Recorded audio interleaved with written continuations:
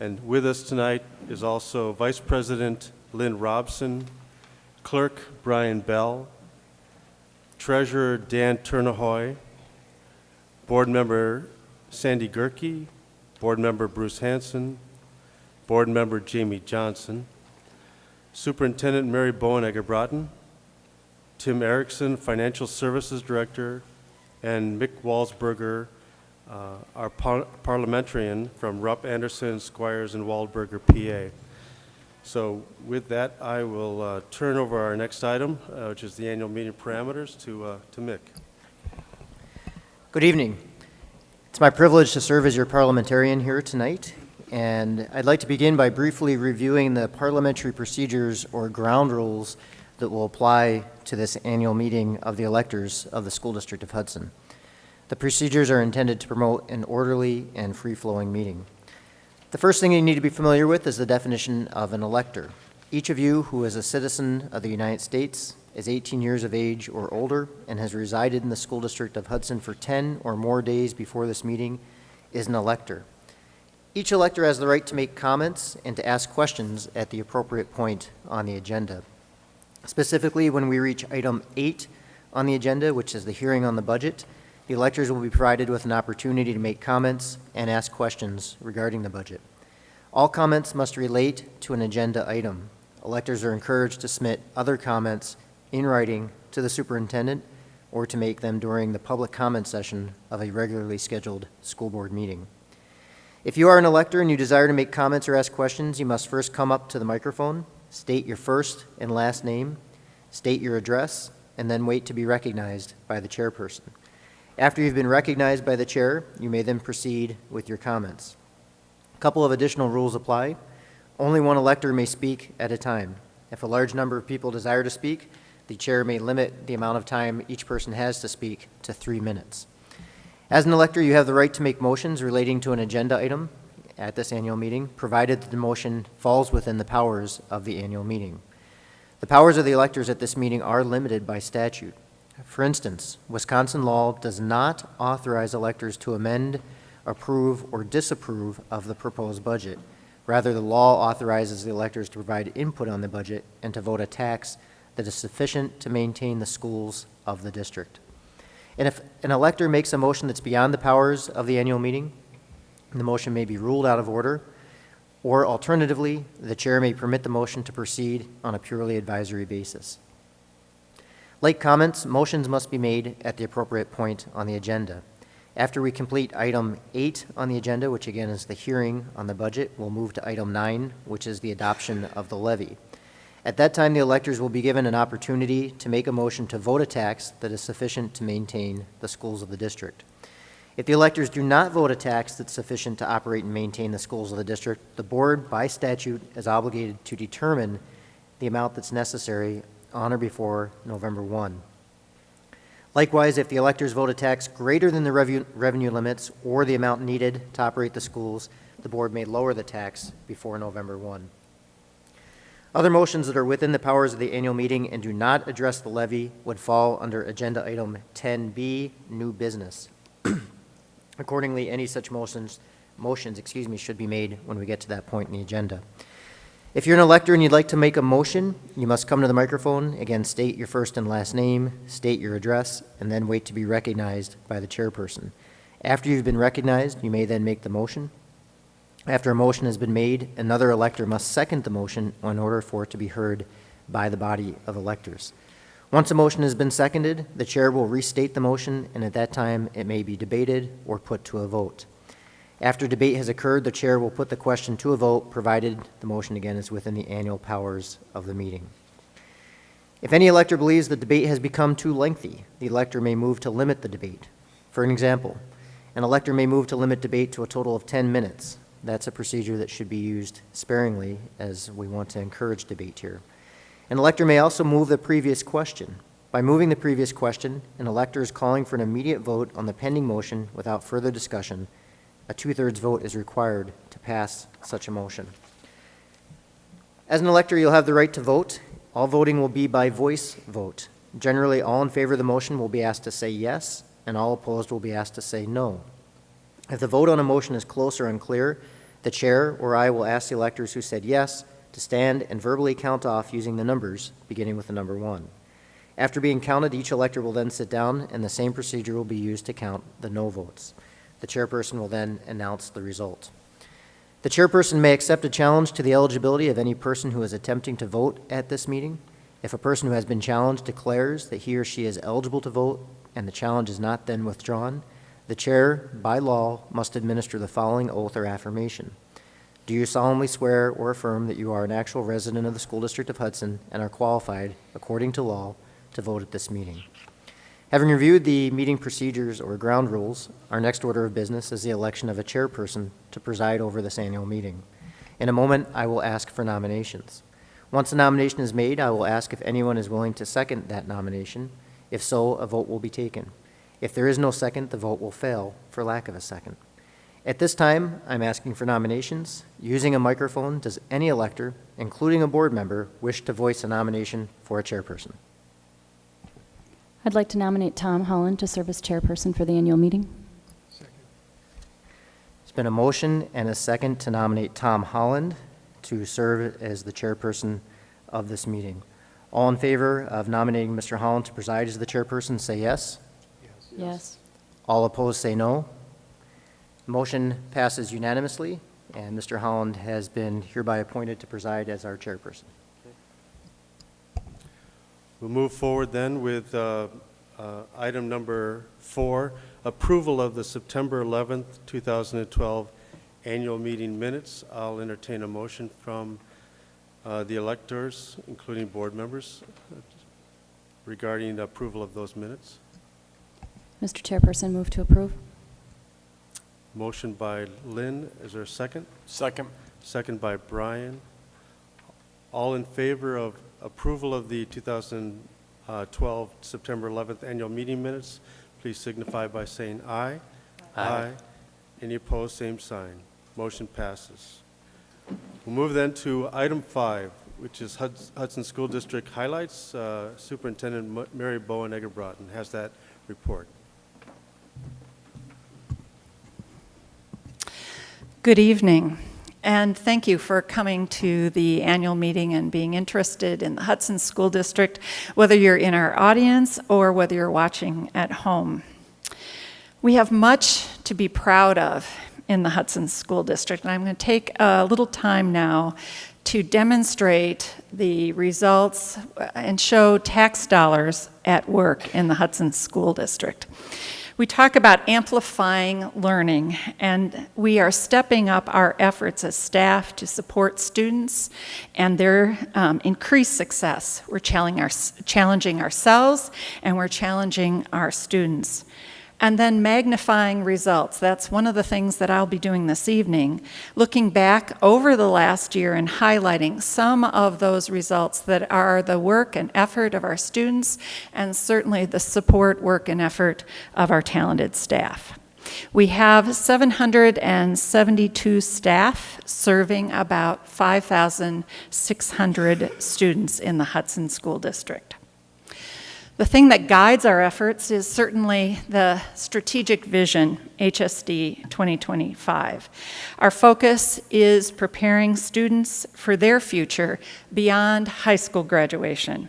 We want them to be college and career ready, and our vision helps guide us in making decisions. It helps our board, and it helps our administration, our schools, and our teachers in the classroom. We're working to provide a culture of excellence in the 5 areas that are listed on this vision. And again, we're challenging our students and graduates to become informed, caring, and contributors, both locally, nationally, in our state, nationally, and in the world. At the board meeting that we just had a few minutes ago, we just announced the most recent award that the district has received. This goes to Holton Elementary, and we just had that announced last week by the Wisconsin Department of Public Instruction.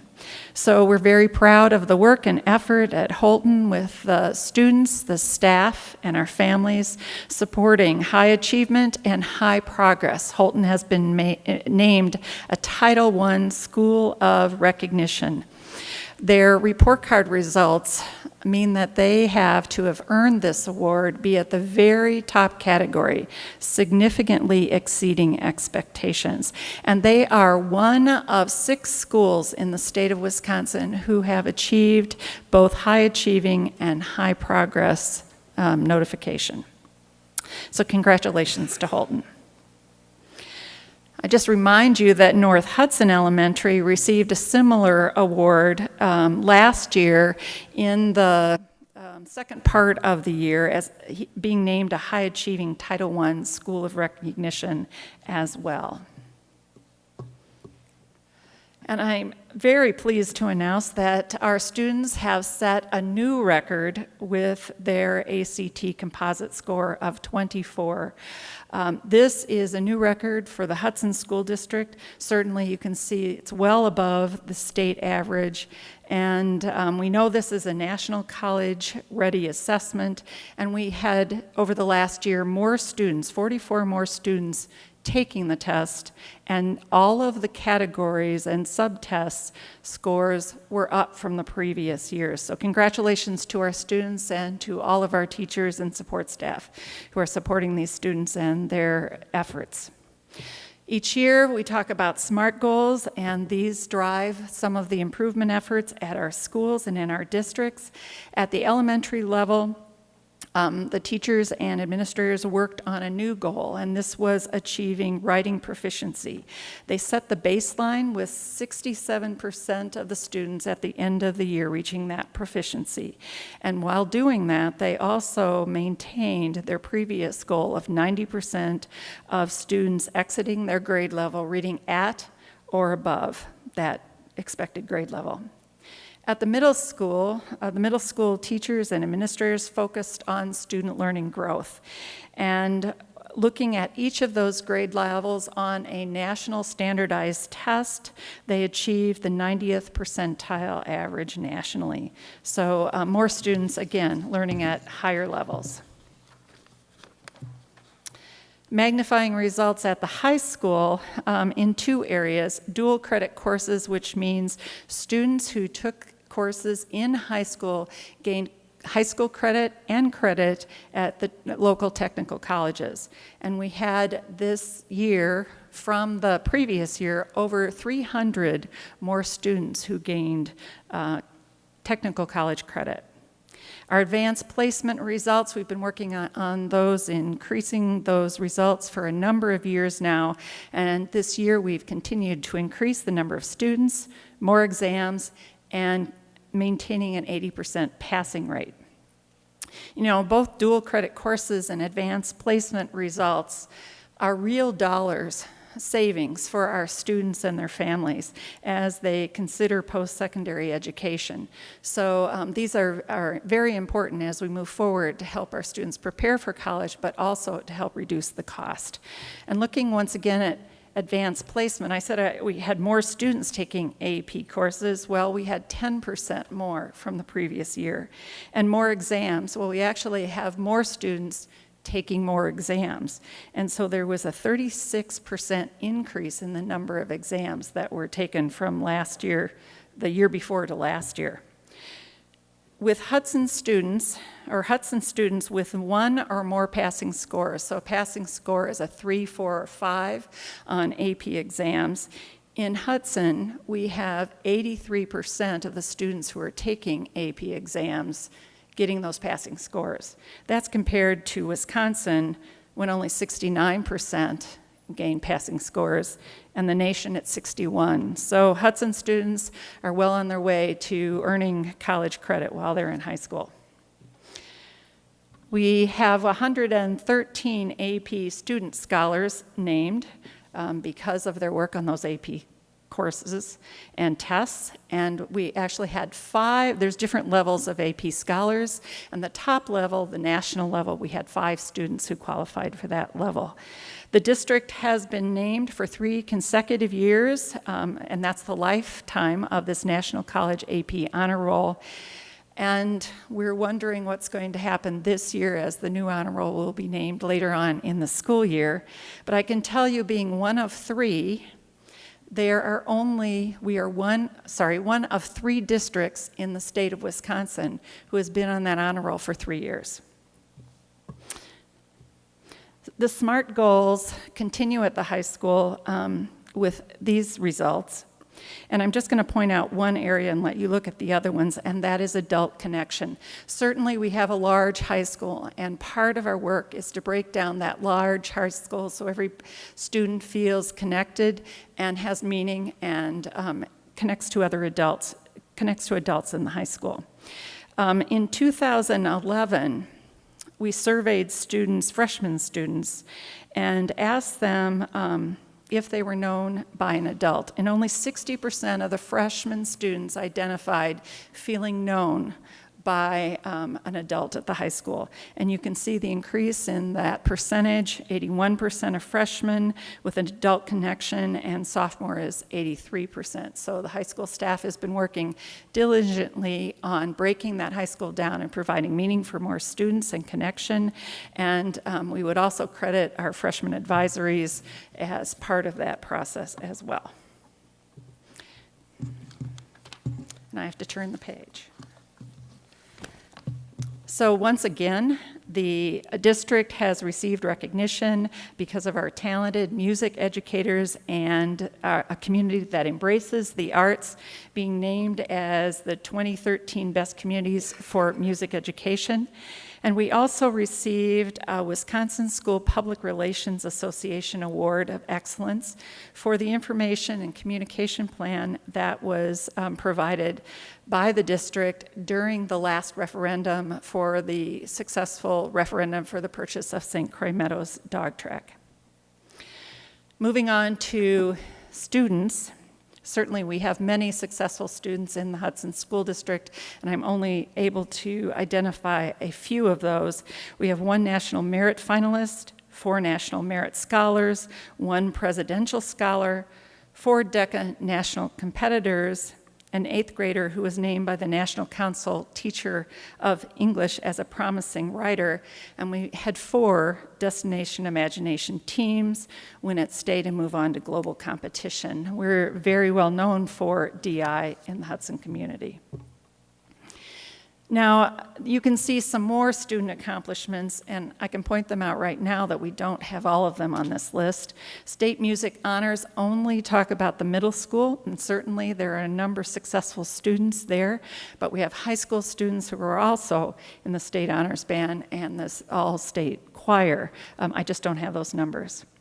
We have a 3rd grader who won the Graham Youth Art Award, and a middle school team was a state finalist in the Siemens Challenge. And we have a student who created a Sustain Hudson phone app that we're proud of as well. Student achievements certainly go on into and extend into our athletic program. Raider Athletics was very successful over the last year. We had 3 Big Rivers Conference championship teams. We had 1 conference team that won a sportsmanship award, 131 academic all-conference student athletes, 4 Conference Athletes of the Year, 137 athletes named to first and second teams, conference teams, and honorable mention, and 57 state competitors. A very strong year. Recognition also extends to our talented staff, and we are fortunate to have many talented educators and support staff. A few of them are recognized here, and certainly our students benefit. Max Hansen received the Elementary School Counselor of the Year, Peggy Eller, the Food Service Director of the Year, Sharon Kaltenberg, the School Nurse of the Year. Pam Morrison was identified as a Herb Cole Foundation Fellow. Adam Cowles was the Big Rivers Conference Coach of the Year. And Connie Root at the middle school was one of 50 band directors identified as a national band director who make a difference. And the Education Foundation of Hudson Star Excellence winners were Andy Hayes and Neil Hatfield. So I could keep going on, but I know there's more things for us to get to tonight, and certainly these are the results of tax dollars in action and results that we are proud of over the last year.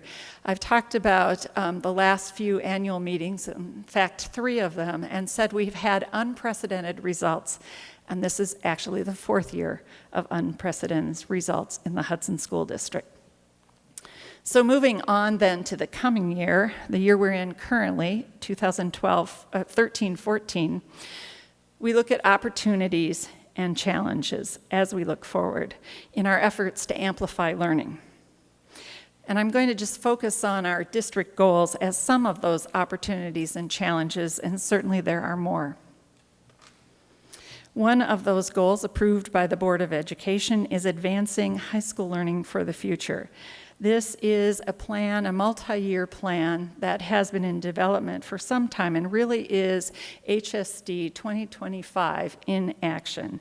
It's a reorganization of the high school, as I talked about before, to make our students more college and career ready.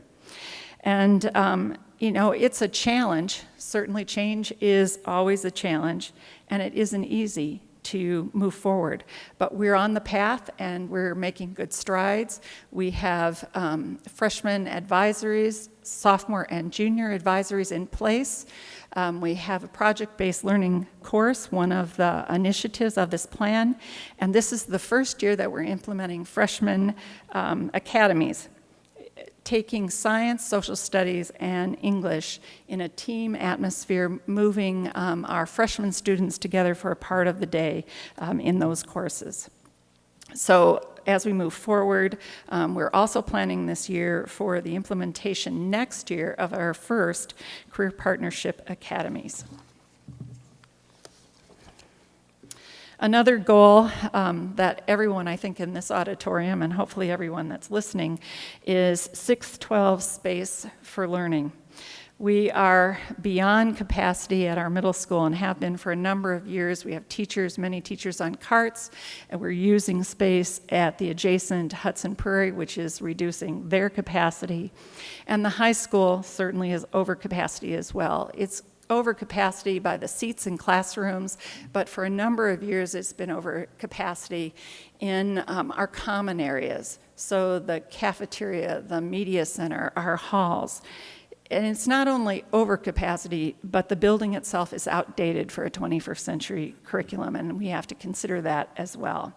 So I believe Hudson students deserve better, and our community needs to come together on a solution that we can move forward with.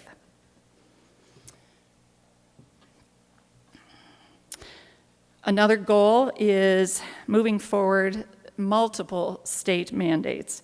And you know, our task is really to take our strategic vision and implement that within the confines of these mandates.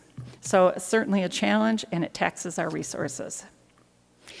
We have 5 new administrative leaders that we're very excited to have in place.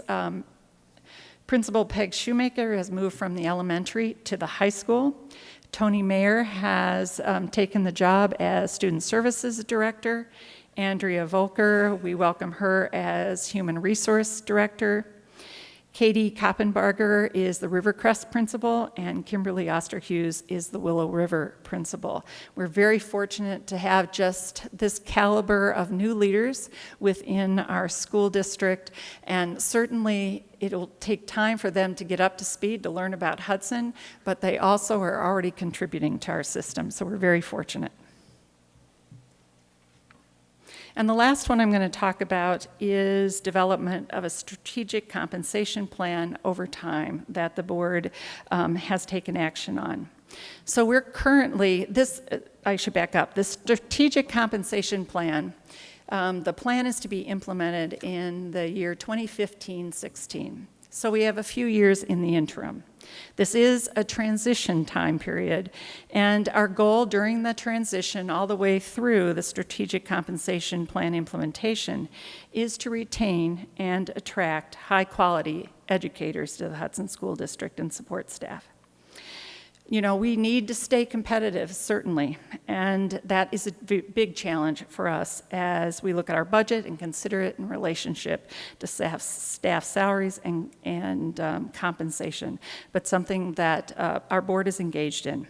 So it's important for us to continue to produce the results at this level. We need very talented staff to continue in Hudson and also to attract new staff for additional contributions.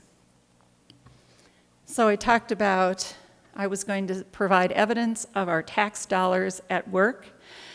Last year was a year of unprecedented results, once again, the 4th year in a row.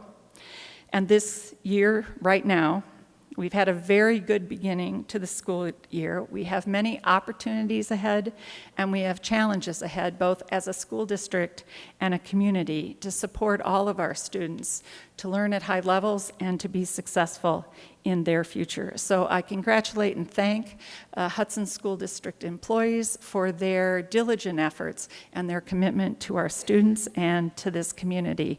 And I also, again, thank you for those of you that are here in the audience and are listening and are interested in the Hudson School District and supporting us as we move forward this year to additional year of unprecedented results. Thank you. Thank you, Superintendent Bowenegger-Broughton. Next on our agenda is item number 6, District Financial Overview, presented by Treasurer Dan Turnahoy.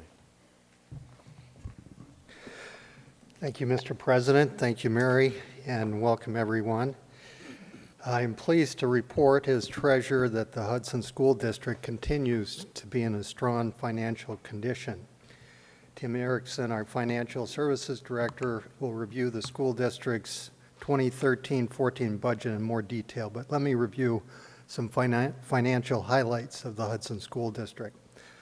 The Hudson School District continues to be a district that provides quality education and value to students, parents, and taxpayers in this community. For example, when comparing the Hudson School District's cost per student in comparison to the state's K-12 districts, we are the lowest of all 367 districts in the state.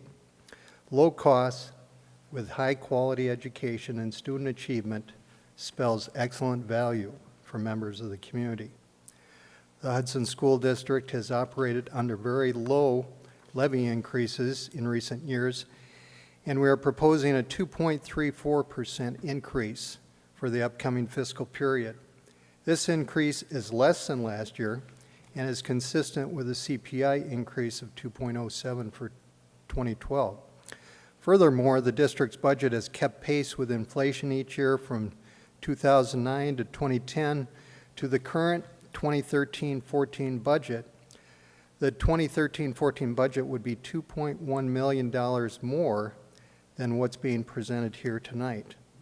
Of the nearly 40 school districts in CISA 11 region, the Hudson School District's proposed mill rate is below last year's, and it continues to be one of the lowest in our CISA region. The district continues to have one of the highest, if not the highest, under levy situations in the state. This means that our district continues to budget below our levy capacity that is authorized by the state. Unlike the majority of many other school districts, we have underlevied $13 million less than the law allows. When it comes to the district's bond rating, we continue to have one of the highest ratings in the state, a school district with a rating of AA1. This determination is due to the school district's sound financial management and stability over time. I believe this position is especially important and sound for a district experiencing continued and ongoing space for learning needs. We continue to be mindful of the need to maintain an appropriate fund balance, to guard against short-term borrowing and maintaining a positive cash flow and a high bond rating. We have dedicated $3.4 million of fund balance for secondary space, as well as approximately $1.65 million for our self-funded health insurance plan. where we expect to save close to $700,000 this year. This plan allows us to continue to maintain quality staff health care benefits while also helping us achieve significant savings in the future. The Hudson School District's energy use conservation and sustainability practices are paying off as well, with increased savings in areas where we have implemented these energy conservation practices. We continue to achieve energy savings with our commitment to assessing and implementing new and better energy conservation practices and through capital projects that further enhance our savings in this area. We don't only do this for the savings achieved, but it is also the right thing to do, to be good stewards of our resources and to be a positive example for our staff, students, and community. The budget also includes $360,000 in enhancements for important safety and security measures for our students and employees. With the lowest unemployment rate in the state at 4.3%, and a rebound in median home prices of 21.3%, the Hudson area and the school district will become more and more of an attractive community to live and work. Our HSD 2025 strategic plan continues to be relevant as we plan and move forward into the future. This district has and will continue to deliver excellent education and value for our students, while being budget and fiscally responsible as we have demonstrated in the past. I want to thank the numerous booster groups, parent groups, and community members who have donated time, talent, and funds. Just in the past year, over $100,000 has been donated from groups such as the Dugout Club, Hudson Hockey Association, the Sidekicks, Benchwarmers, Hudson Basketball Association, Hudson Area Swim Association, the Gymnastics Parent Group, Hudson Boosters, and the Hudson Wrestling Club. Countless hours of volunteer help has been donated from parents and community members as well. Finally, I want to thank our excellent teachers, district staff, as they work to make this another great year of learning and achievement. I also want to thank my fellow board members and administrators for the countless hours that they put in providing leadership to this school district. And I would encourage others in the community to consider getting involved as well in the school district, with many opportunities to volunteer and provide positive support to our schools. By working together, we will be able to help our students learn, develop, and experience success. Thank you, and now I'll turn it over to our Financial Services Director, Tim Erickson, to present the proposed 2013-14 budget to you. Thank you.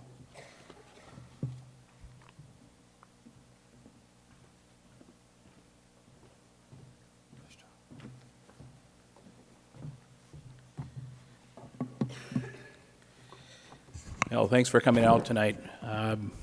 Certainly appreciate you devoting part of your evening to learning about some very important, I think, very important things about how your district spends dollars, and you've heard about the performance of our students and the hard work of our staff.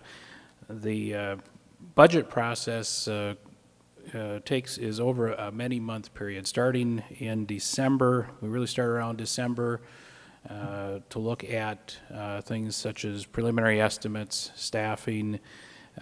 We go through into July, where we get some estimates from the state on what our aid will be, and then it culminates with the Board of Education approving and adopting a budget and tax levy in October.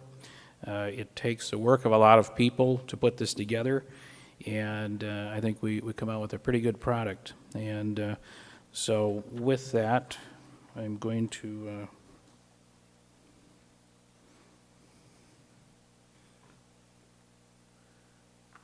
start with some of the topics that we'll cover tonight.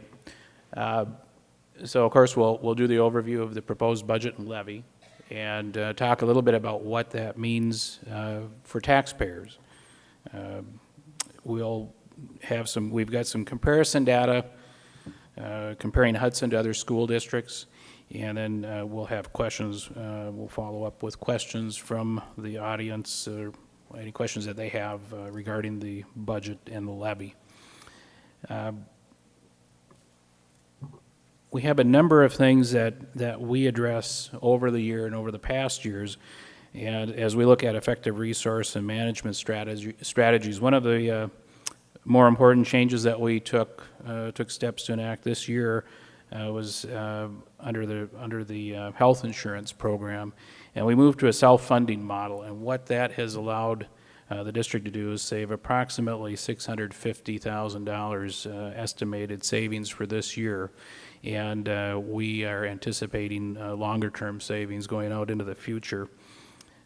We do a number of conservation activities throughout the district, not only in practices. Staff have over the years have done a fantastic job of making sure they do the simple things such as turning out the lights.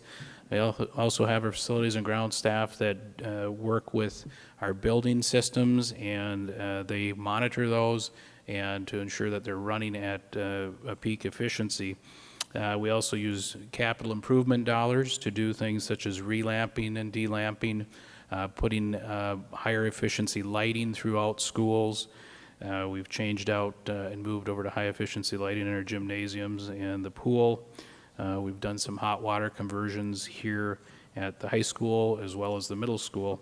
And so we do a number of things. Over the a few years ago, the district was an Energy Star Award winner, and we continue to reap savings from those activities. We've saved a number of hundreds of thousands of dollars since we've implemented this program. We want to maintain a high bond rating. Currently, our bond rating from Moody's is AA1, and that's the second from the highest bond rating that you can get. In fact, if you look at statewide districts that have an AA1 rating, we're the top 16 in the top 16 districts in the state. And if you look at the thousands of districts over the nation, we're 252nd in the nation with our Moody's bond rating for those that are bond rated for Moody's. This helps keep borrowing costs lower, of course, so any of the previous bond issues we've had, we've been able to take advantage of those lower interest rates. Some of the budget challenges that we need to look at now and in future years are certainly addressing the district's facility needs, providing competitive salaries and fringe benefits for our employees, addressing instructional needs such as professional development, curriculum adoption, resource materials, and technology and innovation. Also, along with that is maintaining class sizes within the class size guidelines that have been laid out by the Board of Education.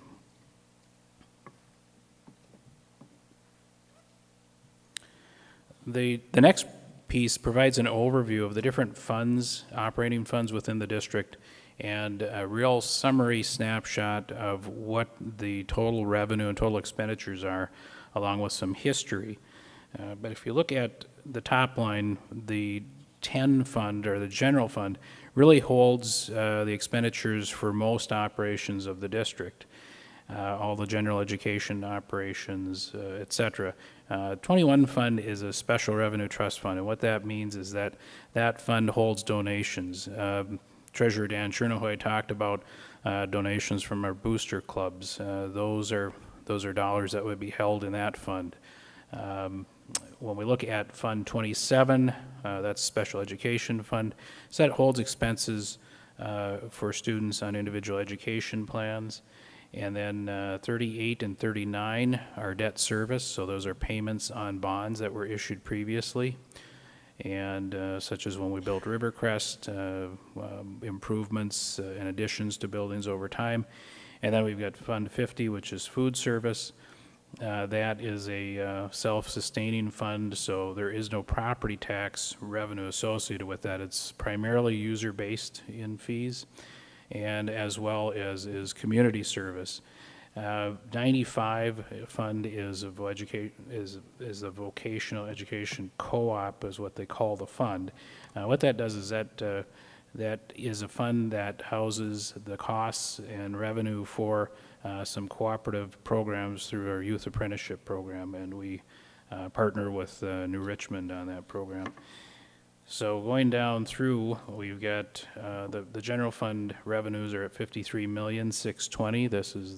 This is the proposed budget for tonight. And again, special education $8,718,000. And the non-referendum debt service fund, that holds is qualified school construction bonds for an addition to the middle school.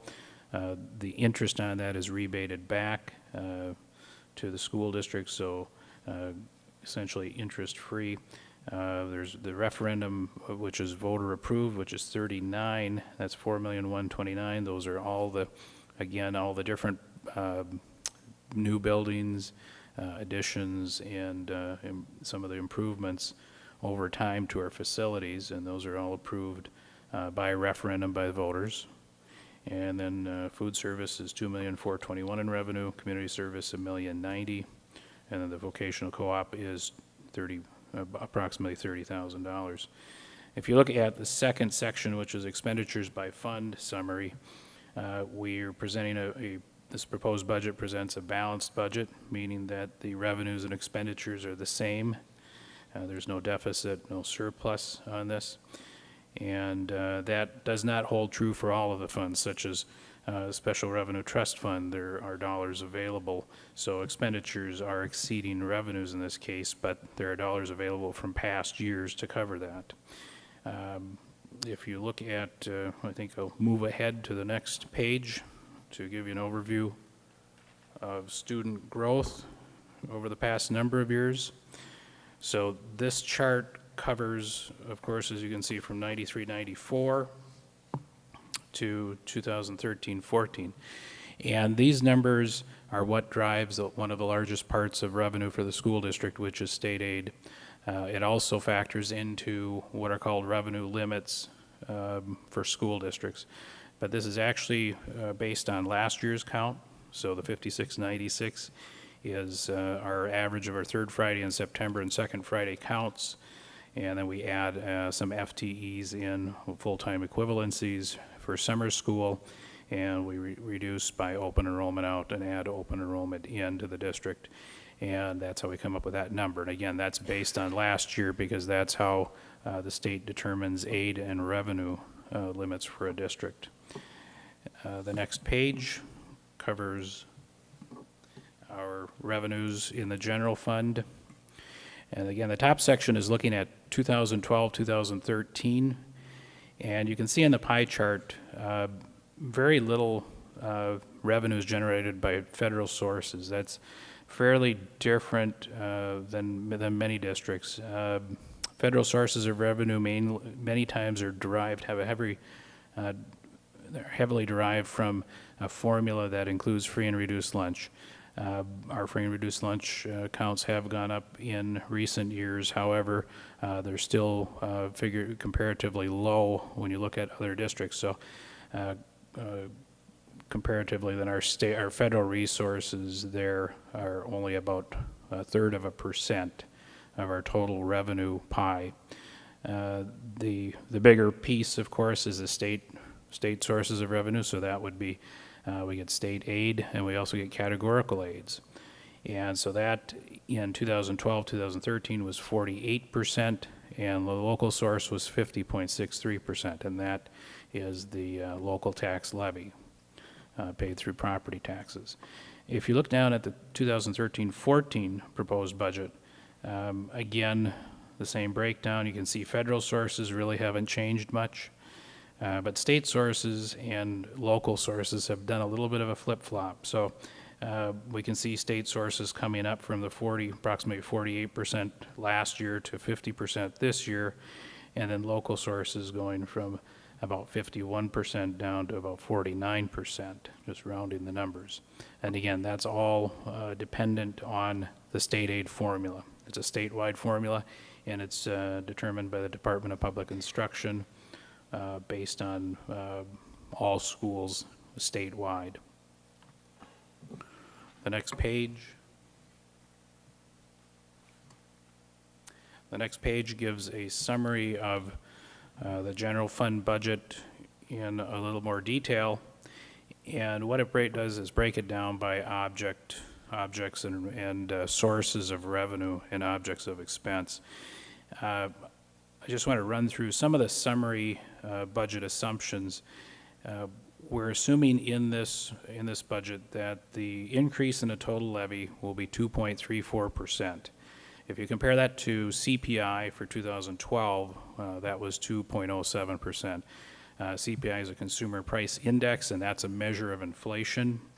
And so you can see that that increase in the levy of 2.34% is very close to the 2.07% for the 2012 CPI. The increase in equalization aid is estimated to be about $3 million. That is based on our July 1st estimate from the Department of Public Instruction, and do have to emphasize that's an estimate. That number won't come in exactly there. It could come in lower, but that's the estimate, and it's the best thing that school districts have available to them to project where their aid will wind up. So we will not find out that final number until we get to October, and at that point we'll put that number in the budget, and then that will be presented to the board, and they will act on a final budget. This budget also includes previously approved new staffing costs. It includes, we've had some health insurance cost increases, even though we're able to save the $650,000 to $700,000. We still have some increases in that, but in this budget. This assumes an increase of 1.24% in student membership aid units. So going back to that previous page where we look at our growth in students, that's where the 1.24% is coming from. So that's, again, a year behind where our current counts are for this 13-14 school year. The estimated decrease in federal aid, we have that small sliver that we have of federal aid, which also includes some aid, flow-through aid for special education. We're estimating, due to the sequestration, that we will be down about $118,000, and we won't know the final outcome of that for a while yet. We have estimates, but that's our best estimate at this point. Is we will be down. We know we will be down in aid, and that's about where we're estimating at this point. This budget also includes an underlevy of approximately $13.2 million. What that means is that the Board of Education could levy another $13.2 million. As some of you know, the district has had a history of not levying up to the maximum amount that they're able to. Many districts do. We've got some additional information I'll go through to kind of talk about that and look comparatively at where other districts are falling within an underlevy, if they do underlevy. This budget also includes 3 items that are really more along the lines of one-time or extraordinary costs. They're not in the usual course of business. It includes safety and security improvements of $360,000. It includes pre-referendum contract and estimates for UU studies out at our County Trunk Highway UU land site.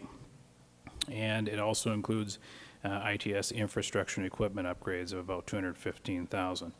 So if you take those 3 items together, they're about $750,000 of additional costs that don't normally hit our operating budget. And what that does is it does increase our expenditures an additional 1.5%. So rather than a 7%, if we took those out, we'd be looking at closer to a 5.5% increase. Getting into the line item detail of the budget, property taxes, of course, as I mentioned before, one of the 2 largest sources of revenue for us are property taxes and state aid. And property taxes for the general fund are going to be set at, would be proposed in this budget at $25,743,000, which is a 2.72% increase. And you'll see how we get to the 2.34% when we get down to the bottom of the page. Then also looking at line 621, which is equalization aid, about the middle of that revenue, of those revenue categories. That revenue is up almost 26.6 million, so a larger jump in revenue this year. If we look at some previous years past, we've had aid revenue cuts of 10%.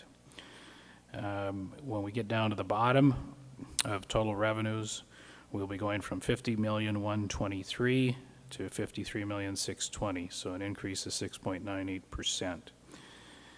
When we look at on the expenditure side of things, of course, we're a service organization. We get our work done with our staff, and it's the largest cost for us.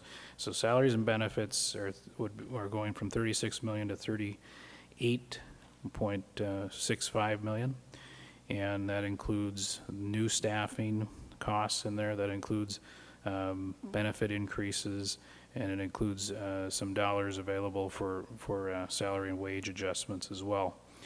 If we look at the line 300, other purchase services, and then also line 500, capital objects, the 8.93% and the 41.87%, those are where those three items up above are located. The costs, the budgeted costs for those three items up above are held in those two line items. So that's why you're seeing some larger increases there. As we go down through, line 827 are transfers to special education. The two funds work in tandem, but they are separate funds because state requires us to account for those costs separately. And so we budget revenues for 2012, or expenses rather, for 2012 are 50,123,000 versus a proposed budget of 53,620,000. So that again, it presents a balanced budget. Revenues and expenditures are equal, so that surplus deficit line is 0. And it also we also measure as a sign, and again, as part of our bond rating, one of the primary criteria is the financial strength of the district, and fund balance plays a very large role in that. So fund balance, unassigned fund balance is 14,091,000, and that's 26.28% of expenditures. Fund balance in board policy, unassigned fund balance should be between 25 and 30%, and so you can see we're at 26, just a little over 26% there.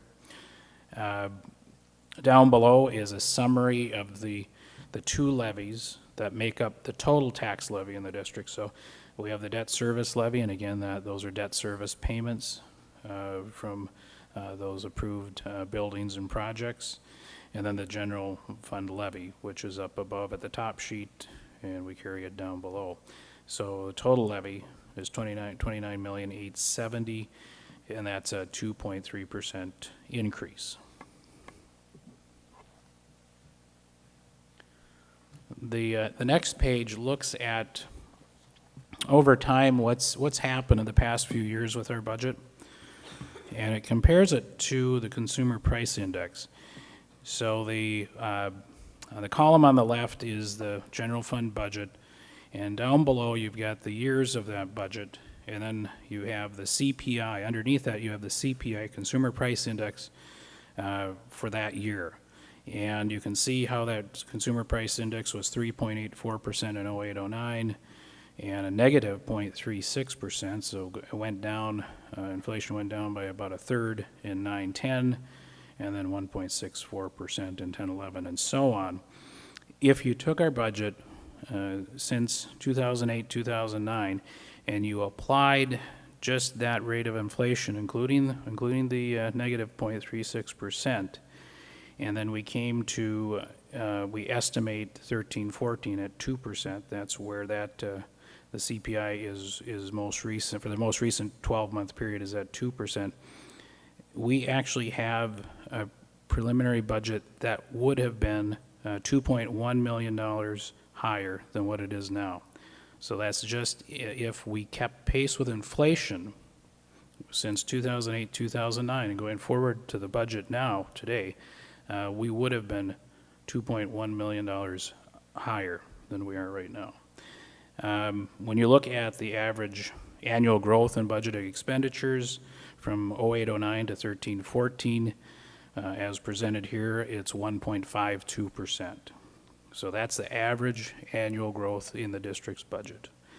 The budget does in 13-14 certainly does recover some of what was lost and reduced in previous years when we've had those 10% reductions. We had a couple of years of 10% reductions in state aid, and so it does recover some of that. But again, looking at over time what's happened to our budget, it's still about 2.1%, 2.1 million below where it would normally be if we had kept pace with inflation. And the next page is just presenting the same numbers that you've seen before, but just presenting them in what's called a function or programmatic aspect. But they are the same numbers, and I probably won't go into a lot of detail, seeing as how folks probably do want to get home tonight at some point. But you can see it presents the general fund in that first page, and then the other funds that are presented just a very high summary format, and it gives fund balances for those funds. And I just want to make a note down at the very bottom of that second page. You can see that the fund balances in the other funds. So when we're looking at the special project funds, debt service, capital projects, food service, community service, and the package and cooperative funds, those fund balances, if they have a fund balance, are not available to the general fund. They're really the restricted dollars for special programs, and they're specific to that program, and so we do not count those fund balances in the general fund balance because they're unable to be used for any other purpose other than what they were set aside for. So that's a general overview of the programmatic or functional side of the budget. I'm going to move on to the balance sheet. For folks that have a financial background, the balance sheet, as you know, is a snapshot in time of where the district assets and liabilities stand. So for us, as of June 30th, 2013, our snapshot on that day, you can see cash and investments, and that fluctuates wildly.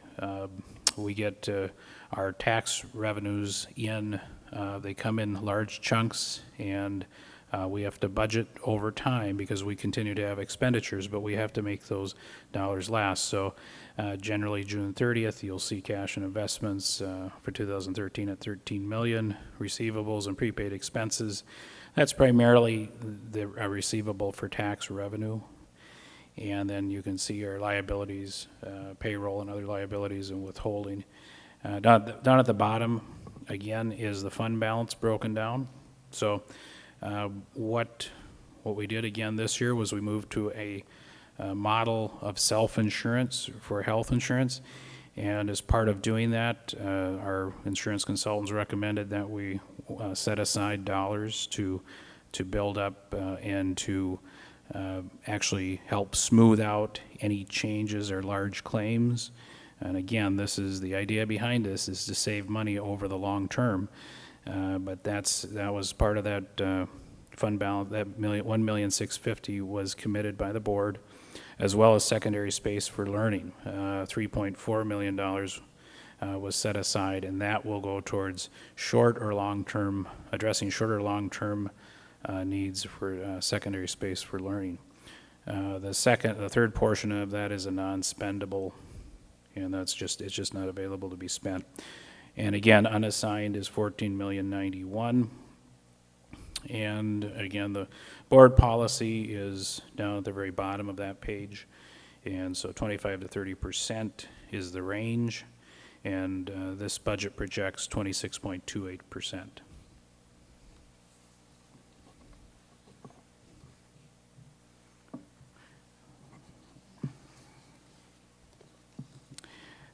The next page, we get a little bit more into fund balance and what it is and why we have it, and it's probably in a little bit easier to look at format. So we've got a chart, and again, I talked about on the previous page the $14 million of unassigned fund balance, and then the $3.4 million for secondary space, and then $1.65 million for the partially self-funded health insurance, and $114,000 for non-spendable, which is in a non-spendable category. Some of the reasons for maintaining fund balance are when we have the fluctuations. As I mentioned previously, we have fluctuations in our tax revenue. So we have expenses every month, but we don't always have tax revenue every month. They come in chunks, and we have to make that last. And so as we go through the normal business cycle of the school district, we see those cash balances start to drop down, and that's where we wind up having an adequate fund balance to cover that. And that serves as a second piece, which provides sufficient working capital for us. And if we don't have that sufficient working capital to be able to bridge those times where our cash balances are lower, then what happens is we have to do what many other districts do, and that's called cash flow borrowing. So you're actually borrowing for your operations. And so there is an interest cost that's incurred with that, and that's something, because of the fund balance, we don't have that interest cost that we're incurring. Again, it also helps in keeping our bond rating high, which means lower interest costs for long-term borrowing, such as for a secondary space solution.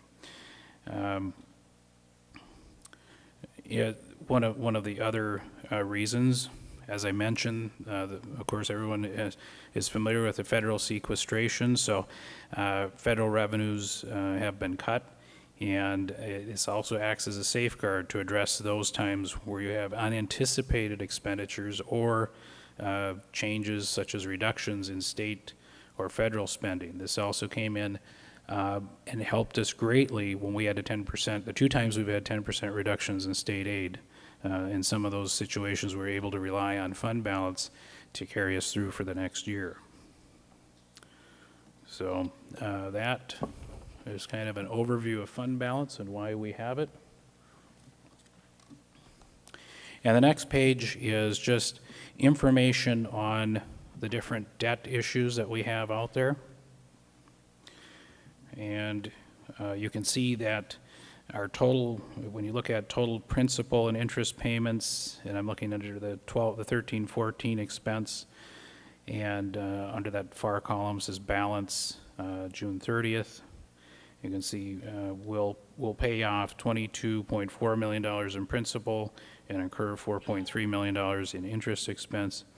And then the tax levy is on a little bit different cycle, and that requires us to have a payment ready to go in our budget, which means we do a little levy in advance because of the timing and the cycle, and we'll wind up levying $4,126,723 for that debt service. If we move to the next page, this is the historical valuation, district valuation, so all of the municipalities that lie within the district, the total valuations and the percent change in that valuation, along with the total levy and the percent change in the levy, mill rate, and percent change in the mill rate. And if you go down to the bottom of that section, you can see our 2013-2014 estimate from the department. This is again an estimate because these numbers don't come out until October as well. But we're looking at a 4.32% increase in district valuation. And we haven't had an increase in district valuation since 2008, 2009. As you heard, Treasurer Dan Chernohoy talk, we've seen an uptick. The Wisconsin Realtors Association reported median home prices in the county are up a little over 21% for the first 7 months of the year. We're seeing some of that here. These values are actually derived from the Department of Revenue, their estimates of market value. They're taken as of January 1st. So 4.32% is certainly an encouraging number for us to see. Moving to the right, the total tax levy is $29,870,000, same number that we had, a 2.34% increase. And mill rate will go from $9.52 per thousand to $9.34 per thousand. So it's a 1.9% decrease. So if we go down to that last section, it gives you an overview of what's happened within the taxing, or within the municipalities line within the district. And you can see that the city of Hudson, the percent change in value is 4.46%. And it looks like the lowest one is the town of Troy. The portion that lies within the district for the town of Troy is 1.38% estimated increase in valuation. So, and then the winner on that one is the village of North Hudson with a 6.63% in valuation. So you can see that the valuations, when you look at each municipality, vary greatly. But again, overall, when you look at overall valuation, we're looking at 4.32%. And then what happens is school districts spread the tax levy. So they take that $29 million, and that tax levy gets spread based on the percentage of valuation in each taxing entity. So as you can see there, you can see the estimated or the proposed levy per taxing district. So all the way in that right-hand column. So city of Hudson, in this case, would pick up 13.6 million of the total levy, and the town of Hudson 7.4 million, and then so on.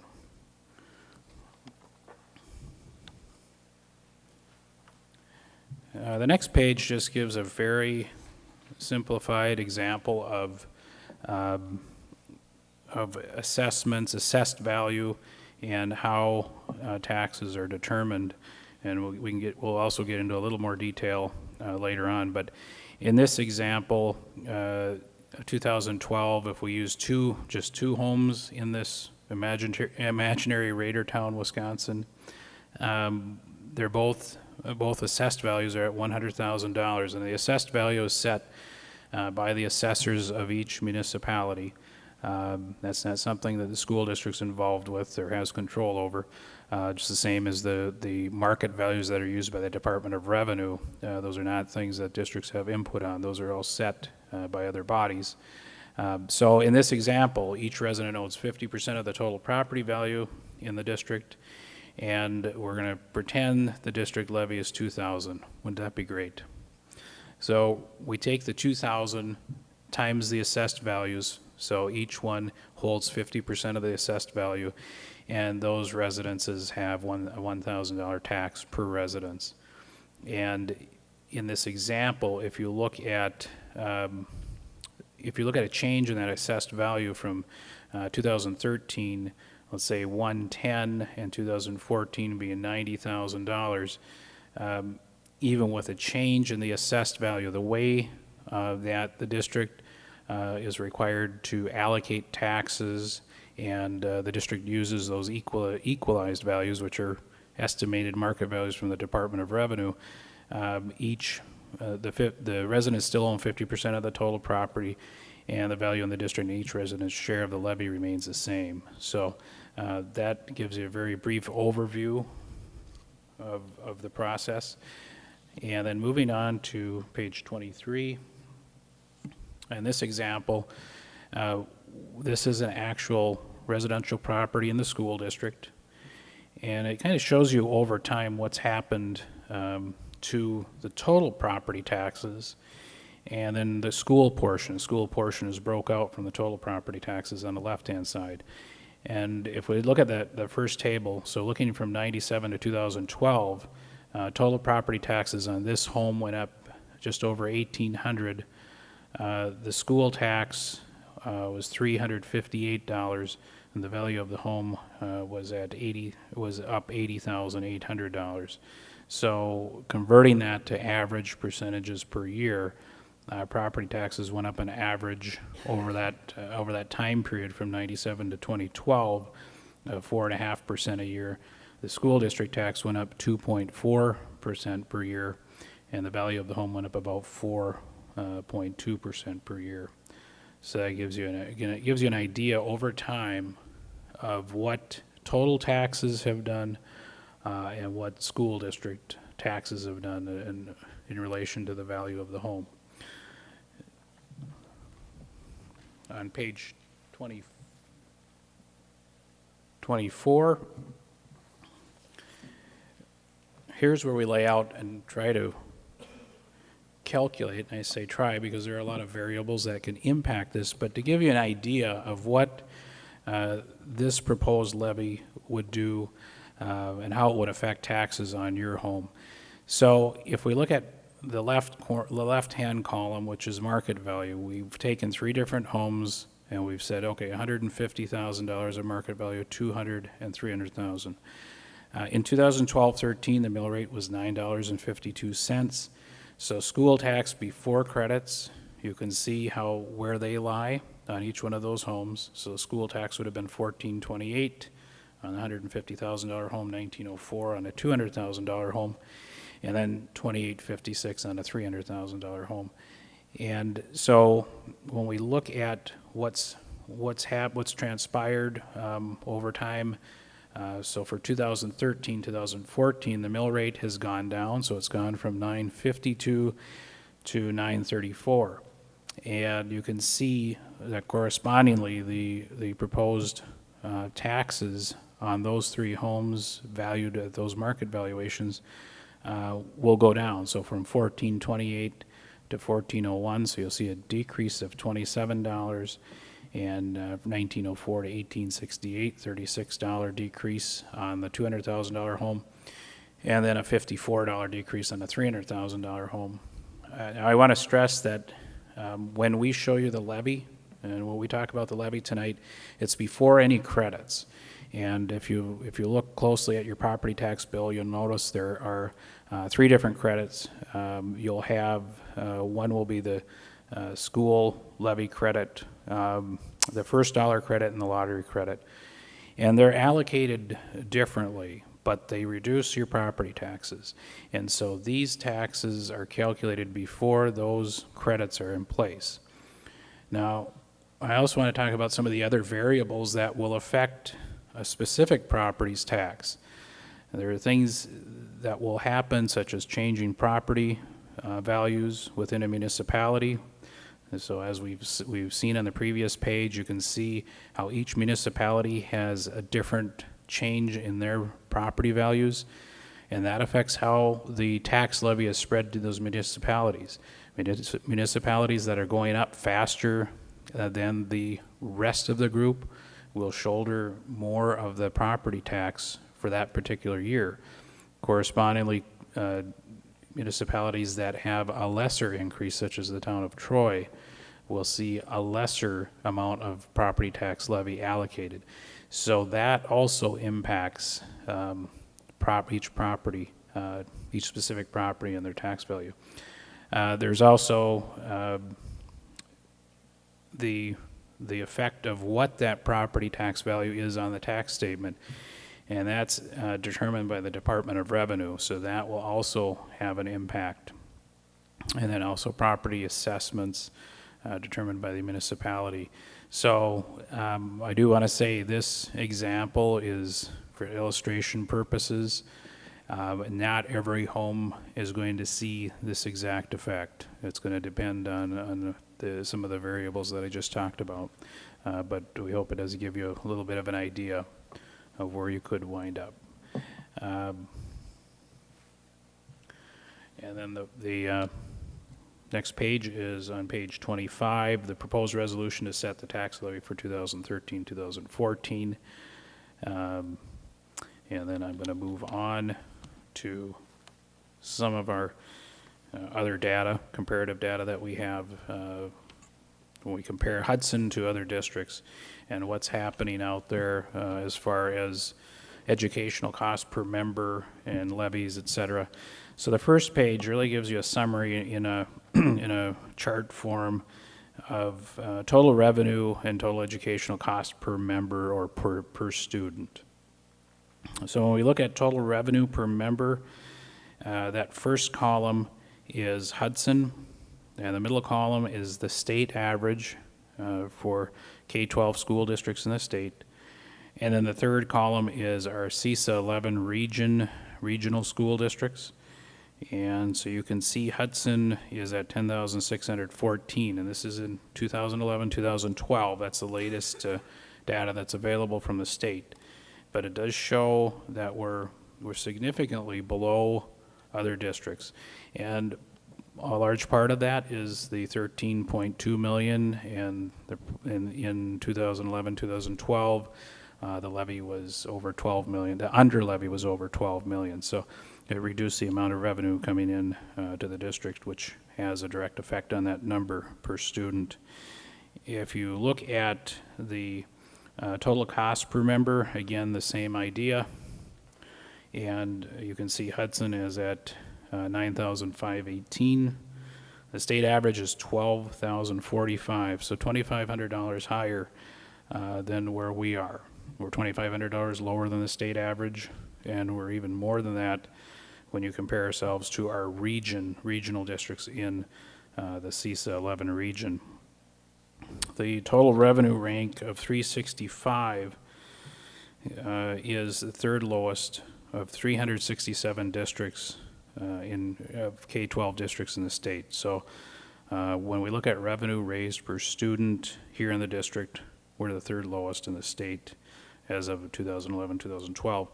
When you look at our total educational cost statewide, we're the lowest. So for 2011, 2012, we're the lowest. And we've been in that low category for a number of years. We go up and down, fluctuate up and down, but we're normally in the lower tier as far as our cost per student. If we go to the next page, it gives you a little more detail. Again, you can see when we look at revenue per student for K-12 districts, in 11-12, we're third from the bottom. And then you can also see this is the same information that's in the chart that we looked at before, but just in a table form. And you can see Hudson for CISA 11 region is the lowest cost per student, or lowest revenue per student raised. And then moving on to page 30.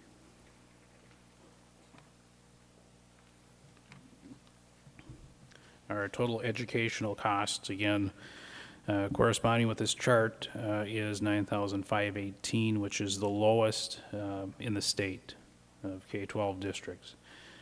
If we look at our CISA,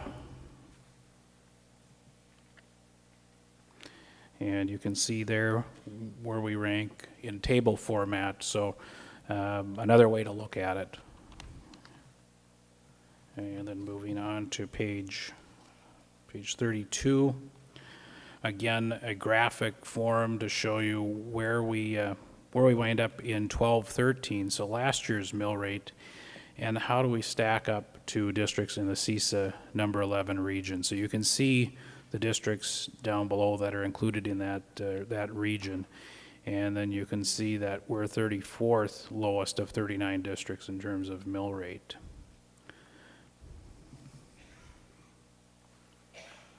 And then if we go to page 33, we can talk a little bit, and you can see how what happens when we look at the Hudson School District under levy in comparison to under levy statewide. So in 11-12, these are the districts, 1 through 34 are the districts that under levied $200,000 or more. There are 108 districts that under levied, so approximately a little less than 25% of those districts in the state under levied. When you go back up to the top, you can see Hudson under levied $12.2 million. Those are dollars that could have been levied But your school board and administration, we're trying to be conservative, and I have to congratulate staff in the district as well. I think we do a fantastic job of educating students and being able to do that for a lower cost. So $12.2 million. The next district second is Madison Metropolitan. They're about 4 times our size.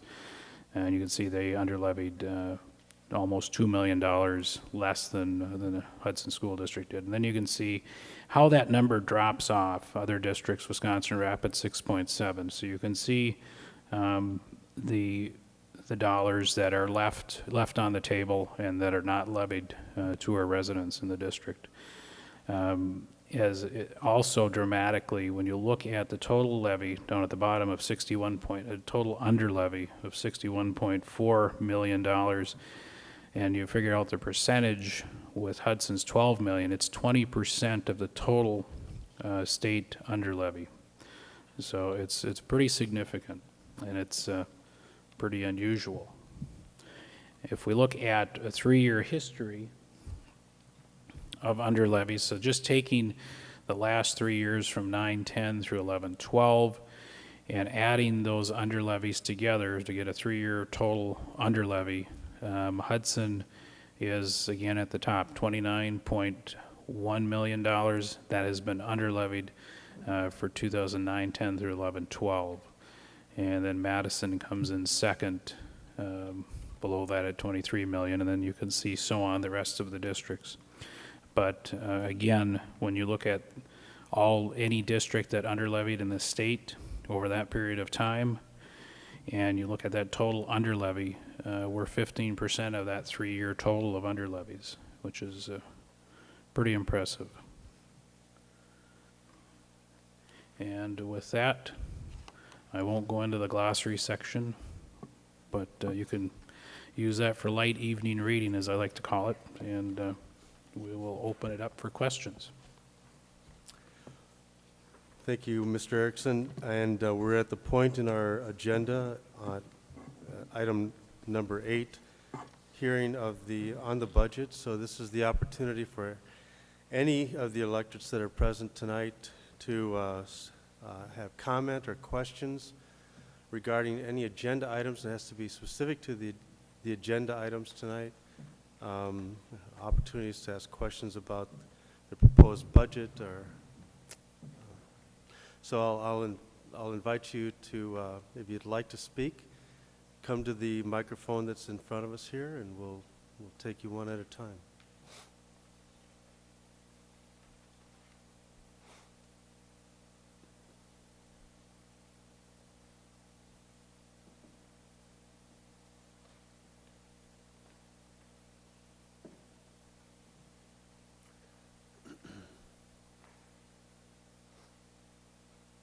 Tim did a really good job, didn't he? Yeah, maybe we should ask that question.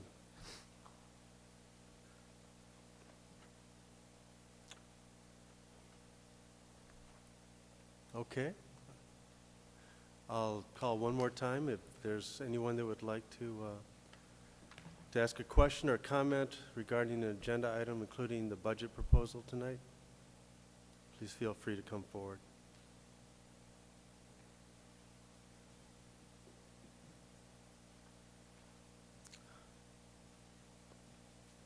All right, then. I'm assuming that we're okay, and we're going to move forward then.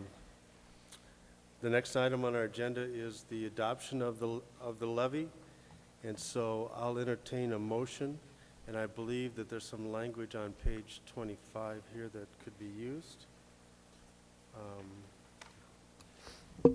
regarding a proposed resolution to set the tax levy for 2013-14. I'll entertain a motion to adopt the proposed levy.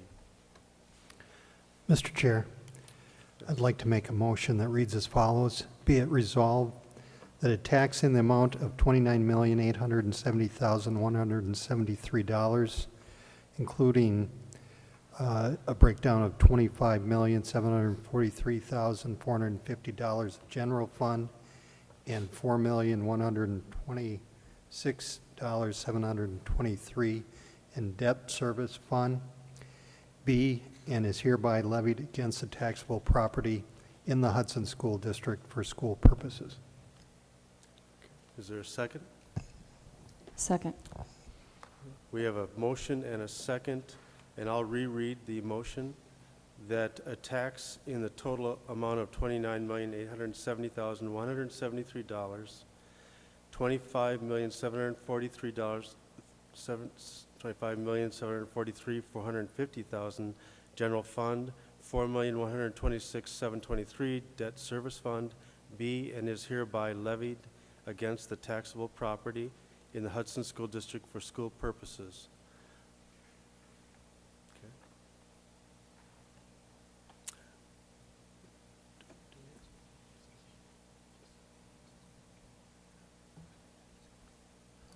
I'll offer any discussion or any questions at this point before we vote. Mr. Mhm. President, how will the vote be taken? We'll take a voice vote to begin with. All right, thank you. And I'll remind everybody that this is a vote of all the electorates that are present if you qualify, as been indicated earlier. So please feel free to vote. Okay, so hearing no discussion, I'll call for the vote. All in favor of this motion, please signify by saying yes. Yes. Yes. Any opposed to the motion, please signify by saying no. No. I believe the voice vote for yes is carries it, and we'll move forward with the proposal. Thank you. We now move to new business. We have a date for the 2014 annual meeting that is set for Tuesday, September 9th, 2014 at 7 p.m. Is this an actionable item? Do we vote on this? Okay. I think unless I hear any opposition, we'll just move forward with that date.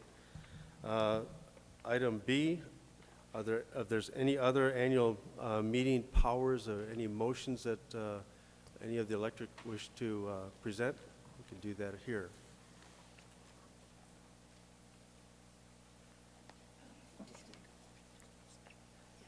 Oh, okay.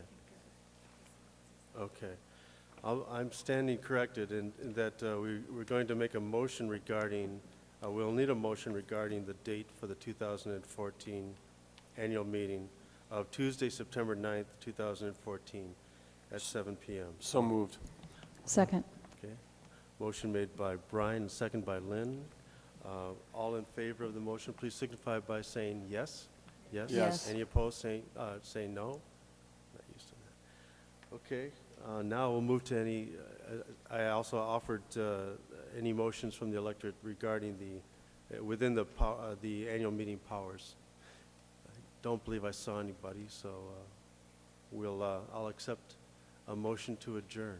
Mr. President, move to adjourn. Motion by Brian, Second. second by Bruce. All in favor of the motion, please signify by saying yes. Yes. Any opposed? No.